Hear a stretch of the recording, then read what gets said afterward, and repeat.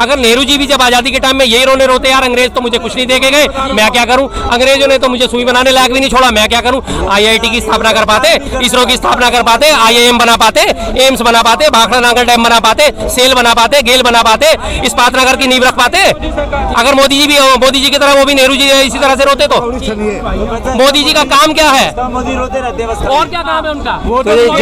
हवाई अड्डे इतने हवाई अड्डे बनाए और अभी एम्स बनाए, लगातार कर रहे हैं काम।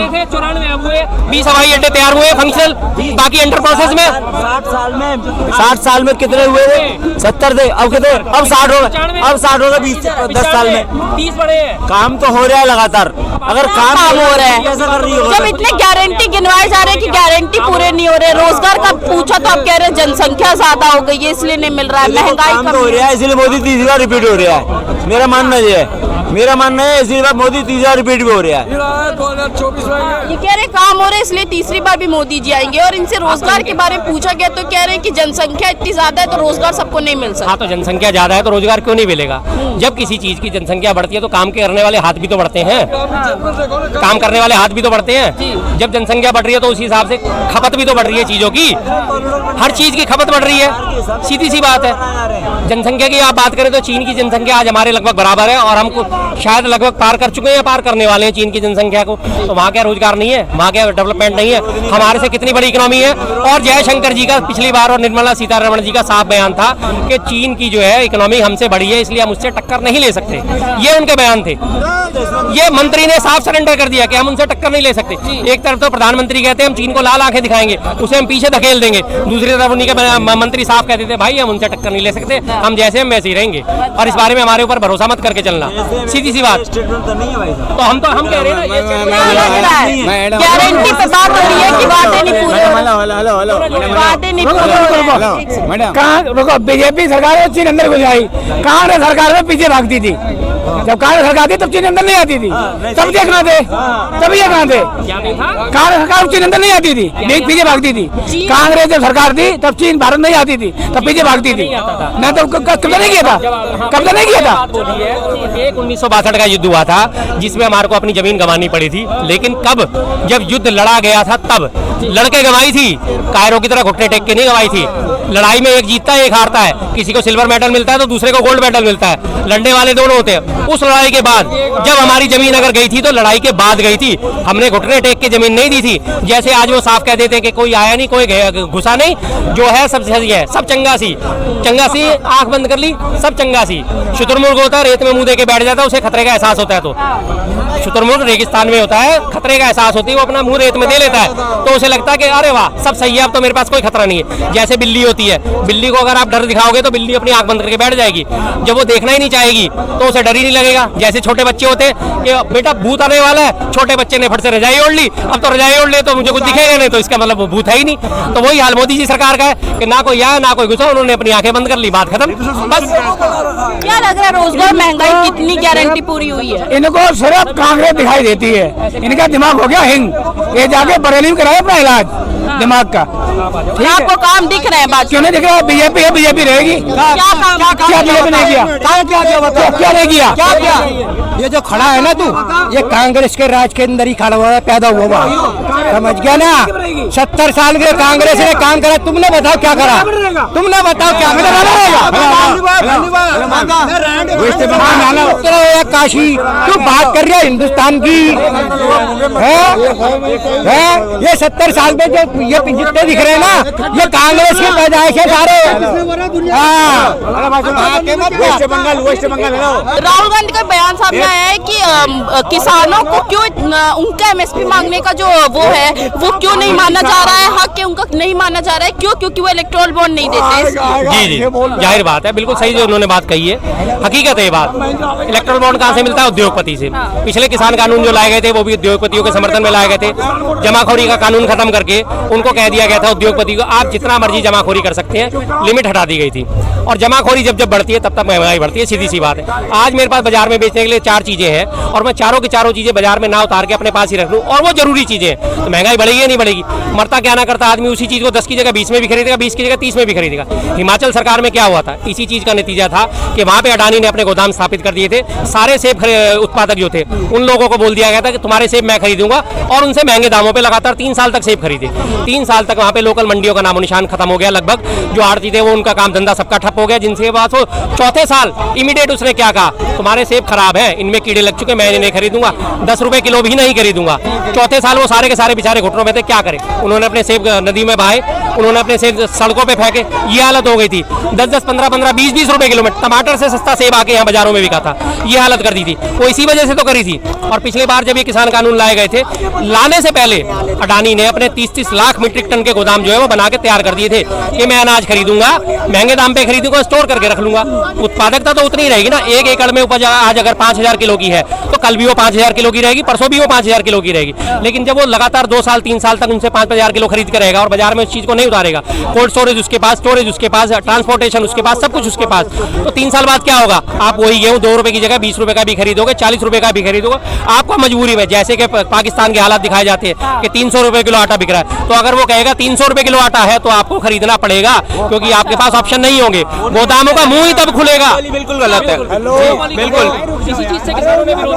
बिल्कुल बिल्कुल किसान मुद्दा एकदम सही है। देखो दोनों सरकार, मैं जो मानता हूँ कांग्रेस भी अच्छी है, कुछ चीजें मोदी सरकार की भी अच्छी है, मगर बात यह है कि क्या चीज किसकी अच्छी है। सरकार मुद्दा उठाया जाए तो मोदी सरकार थोड़ा सा और अच्छा कर सकती है, बिल्कुल हाँ, मगर और मुद्दे देखे जाएं तो मोदी सरकार ने भी बहुत अच्छे किए, जैसे इंटरनेशनल रिलेशंस, जैसे कि रक्षा के लिए जो हमारे काम किए गए हैं, मिग लिए गए, फ्रांस के साथ, जर्मनी के साथ टाई अप्स हुए, वो चीजें मोदी सरकार की भी अच्छी है।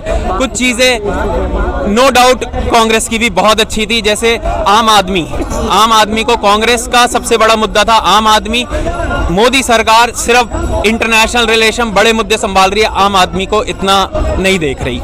वो थोड़ा ध्यान उधर थोड़ा ज्यादा देना चाहिए। कहा जा रहा है कि मोदी जी तो अपने आसपास के जो नेबर देश हैं उनसे ही नहीं रिश्ता बना पा रहे हैं, तो दूर की तो बात की बात है। मैम देखो कौन से आप कह रहे हो रिश्ता नहीं बना पा रहे, कहाँ के? बांग्लादेश, पाकिस्तान, श्रीलंका, आप सभी चीन के साथ मिल रहे हैं। मैम चाइना पीछे से गेम खेल रहा है। मोदी सरकार जितना मुझे लगता है पीछे से चाइना को भी एक टाइम आने पे घेरेगी। मगर उसी चक्कर में आज के डेट में अगर देखा जाए, इंडिया के आसपास जितने देश है सब चाइना लेता जा रहा है। आप चाहे पाकिस्तान देख लो, अफगानिस्तान देख लो, बांग्लादेश देख लो, नेपाल देख लो, म्यांमार देख लो, लक्षद्वीप, मालदीव्स हो गया, अब श्रीलंका वो ले चुके हैं। मगर मोदी सरकार अब जैसे क्वाड वो बनाया जिसमें जापान, ऑस्ट्रेलिया, यूएस, इंडिया का जो है संगठन, उसमें हुआ, और कितने G20 समिट हुए जिसमें लोगों मतलब और देशों को एक साथ, इंडिया की एक छवि इंटरनेशनल लेवल पे नो डाउट मोदी सरकार बहुत अच्छा बढ़ा रही है। हाँ, क्या लग रहा है आपको? राहुल गांधी इस पे सवाल उठाए कि मोदी जी की गारंटी थी कि चीन को लाल आंख दिखाएंगे, तो क्या हुआ उस वादे का? लाल आंख दिखाई तो सही उन्होंने, कितनी तगड़ी लाल आंख दिखाई है। चीन का सपोर्टेड मालदीव है, 5 लाख की मात्रा आबादी वाला देश है। आपको दिखाता हूँ, आज ही के अखबार में खबर है, लेके आया था मैं खींच के। उसने हमारे जो है सैनिकों को वापस जाने का हुक्म दे दिया है। 83 सैनिक है जो वहाँ उनको ट्रेनिंग देते थे, उनको बोल दिया आप लोग निकलो यहाँ से, मालदीव ने पैकअप करो। कितनी हिम्मत हो गई उसकी। आज से पहले क्या एक हिम्मत थी कभी? किसकी गलती की वजह से सर? और बर्मा में आपने खुद ही बोला कि चीन जो है बर्मा, म्यांमार और ये चारों तरफ से हमारे को कब्जा कर रहा है, तो वो कब्जा कर रहा है, तो जब वो हमारी चारों तरफ हम पे अपने सैनिक ठिकाने इस्तेमाल कर रहा है, बनाने में तैयार हो, तो हम सेफ हो रहे हैं कि हम अनसेफ हो रहे हैं? मेरे घर के चारों कोनों पे 4 कमांडो तैनात हो गए जो मेरे विपक्षी हैं, तो क्या मैं सेफ हूँ कि मैं अनसेफ हूँ? सर बताइए, सेफ है कि अनसेफ है? उस मामले में देखा जाए तो बिल्कुल अनसेफ है, इसमें कोई दो राय नहीं है। मगर यही जानकारी थोड़ा सा, मगर हर चीज में टाइम लगता है। चाइना भी एक रात, हाँ, यही टाइम वो भी था कि जब आज मोदी सरकार से आने से पहले 2021 तक मेजर शैतान सिंह है हमारे, परमवीर चक्र विजेता थे, हाँ, उनका स्मारक बना हुआ था चाइना बॉर्डर पे।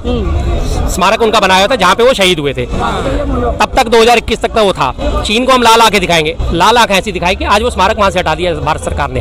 परमवीर चक्र विजेता की ये इज्जत रखी है उन्होंने, वहाँ से उसको हटा के पीछे लिया, हटा ही दिया। ये आपको नहीं पता ना, ये सारी चीजें देखो, कोई दिक्कत नहीं, आपने एक्सेप्ट करा, मुझे बहुत अच्छी है बात, लेकिन आपको नहीं पता बात। बहुत ऐसे लोग आते हैं कि नहीं ये अंकल बोल रहे हैं तो इनको तो काटो, ये गलत बोल रहे हैं काटो इनकी बात।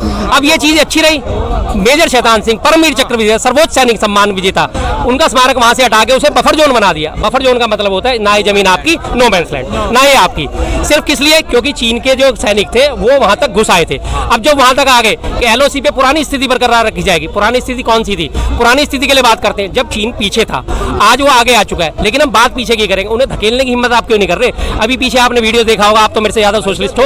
आपने एक मिनट, आप सबसे बड़ी बात चरवाहों के वीडियो आपने देखे थे ना, चीनी सैनिक चरवाहों को कैसे भगा रहे थे लेह लद्दाख के। और अभी पिछले हफ्ते आपने देखा होगा पूरा का पूरा लेह लद्दाख सड़कों पे था पूर्ण राज्य की मांग को लेके, क्योंकि चीन की दखलंदाजी वहां पे बढ़ती जा रही है। इसलिए उन्होंने कहा कि इसका स्टेटस क्लियर करो, या तो इसे वैसा करो या पुराने जैसा करो, या इसे पूर्ण राज्य का दर्जा दो जो हमारी सीमाएं सुरक्षित हो। लेकिन किसी भी मेन स्ट्रीम मीडिया ने, दलाल मीडिया, बिल्कुल खुल के कहता हूं दलाल मीडिया ने, मेन स्ट्रीम मीडिया ने ये बात कहीं दिखाई? कहीं नहीं दिखाई। प्रिंट मीडिया में कहीं ना कहीं 8वें 9वें 10वें पेज पे छपी खबर, और या फिर सोशल मीडिया पे छपी जो एंटी मोदी जिन्हों कहा जाता है, उन लोगों ने इस बात को उछाला, तब ये बात जाके लोगों के सामने खुल रही है। अगर एंटी ना हो तो ये बात हमें पता ही ना चले। मेन मीडिया का काम होता है कि आपको सही दिखाना, सच्चाई दिखाना, सत्ता की आंख में आंख डाल के सवाल करना। लेकिन मेन मीडिया क्या कर रही है? विपक्षी आंख में आंख डाल के सवाल कर रही है, गोदी मीडिया जिसे हम कहते हैं। सीधी सी बात है। ये भाई साहब की बहुत बढ़िया बात लगी, इन बात के लिए मैं इनका हमेशा शुक्रगुजार रहूंगा कि इनको साफ इन्होंने बोला कि मुझे नहीं पता था तो नहीं पता था। सीधी बात है, ऐसे सज्जन चाहिए, ऐसी जेंट्री हमें चाहिए आज की डेट में। अगर नहीं पता तो एक्सेप्ट करें कि हाँ नहीं पता, और उस चीज को वो दूर करने के लिए प्रयास करें। सीधी सी बात है। मुद्दा वो उठना चाहिए, मुद्दा कोई भी है वो उठना चाहिए। गलत मीडिया का आज की डेट में बहुत ज्यादा रोल है। इंफॉर्मेशन आम आदमी को वही दिखाती है, वो इन्फ्लुएंस नहीं होना चाहिए, चाहे जोन सी भी सरकार आए। क्या लग रहा है, महंगाई कम करने का वादा किया था मोदी जी ने, रोजगार देने का वादा किया था, अब इन सभी वादों पे उंगलियां उठने लगी हैं विपक्ष की तरफ से कि पूरे नहीं किए गए हैं। मोदी गवर्नमेंट प्रयास पूरे कर रही है, हर क्षेत्र में प्रयास कर रही है। कौन सा ऐसा क्षेत्र जिसमें उन्होंने प्रयास नहीं किया है? युवाओं को स्टार्टअप के माध्यम से प्रोत्साहित कर रहे हैं। नौकरियां इतनी नहीं दे सकते क्योंकि जनसंख्या इतनी जबरदस्त है हमारे यहाँ, पॉपुलेशन का विस्फोट है हिंदुस्तान के अंदर, इतना नहीं कर सकते। देखिए चाइना में भी इतनी पॉपुलेशन है, वहाँ तो मिल रहा है ना रोजगार। चाइना की स्थिति दूसरी है, चाइना लोकतंत्र, चाइना पे कैसे रोजगार? पॉपुलेशन ज्यादा है, वहाँ भी बेरोजगारी है। ऐसी बात नहीं कि वहाँ बेरोजगारी नहीं है। हिंदुस्तान का बिजनेस तो सारा चाइना के पास है। वो चाइना के लिए हिंदुस्तान ने बोला था कि बैन कर देंगे, क्यों बैन नहीं हो रही है? एलसीडी बिक रही है मार्केट में, जाओ ना दुकानों पे, चाइना की एलसीडी है, चाइना के स्पीकर हैं, क्यों रोक नहीं कर सकते? ये कह रहे हैं कि चाइना से इंपोर्ट क्यों नहीं बंद कर सकते? क्या ऐसा हो सकता है? हो सकता है। आपकी बात सही है कि ऐसा हो सकता है, नहीं हो सकता ना, तो फिर बात क्यों उठाई जाती है कि हम चाइना से व्यापार रोकेंगे? हम वादे क्यों करे जाते हैं? हमारी शिकायत किस बात से है? हमारी शिकायत किस बात से? जब सरकार वादे करती है, और पूरे नहीं करती, चाइना को लाल आंखें दिखाई जाती है। चाइना ने हमारे 19 सैनिक मार दिए, बदले में सरकार ने क्या करा? उसकी पबजी बैन कर दी, उसके गेमिंग ऐप बैन कर दिए। ये हमारी सरकार ने करा। हमें विरोध तब करते हैं हम जब चीजें ऐसी उठाई जाती हैं। चाइना से व्यापार पिछले साल 2022-23 में 134 अरब डॉलर का हुआ, उसमें से 134 अरब डॉलर हमने आयात करा, निर्यात नहीं करा, जिसे हम कहते हैं कि हमारी जीडीपी स्ट्रांग हो रही है। उसके हिसाब से हम पहले स्टार्टअप तैयार तो कर लें, सामने आपका भी माल बंद कर दें, खुद भी बनाने की ताकत नहीं हमें पैदा हो, तो फिर कैसे कर सकते हैं? बताओ आप। इंडिया में किसी चीज की ताकत है जो नहीं है? इंडिया में अब यही 50 साल तक यही थी, 50 साल तक यही थी कि बाहर से लाओ, कमीशन खाओ और बेचो। अब अभी यही सब चीजें बदलने के लिए मोदी सरकार को जनादेश दिया गया था। तो क्या 9 साल में आज 10 साल लगभग पूरे हो जाएंगे 2 महीने बाद, क्या एक भी वादा पूरा हुआ?